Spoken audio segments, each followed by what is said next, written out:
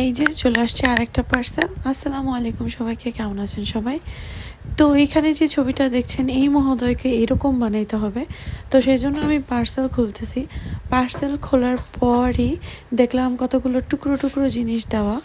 তো সেই টুকরো টুকরো জিনিসগুলোকে আমাকে জোড়া লাগাইতে হবে। তো আধা ঘন্টা পর্যবেক্ষণ করলাম কিভাবে কি করা যায়। তারপরে কাজে লেগে পড়লাম। এর মাঝখানে আমার ছেলে 2-3 বার ঘুম থেকে উঠছে। তো সেই মহোদয়কে 2-3 বার ঘুম পাড়ায় তারপরে আমার এই কাজটা করতে প্রায় দুই ঘন্টার মতো লাগছে। 2 ঘন্টা লাগায়ে তারপরে ড্রয়ারটা প্রথমে ড্রয়ার লাগাইলাম, তারপরে এই কুলা জোড়া লাগাইলাম। আসলে প্রসেসটা ইজি, তবে একা একা এইভাবে করা খুবই কষ্ট। যেহেতু ওর বাবা আজকে বাসায় নেই, তো আমার কাছে তর সইতেছিল না, মানে কতক্ষণে আমি এটা লাগাবো, কতক্ষণ কি করব।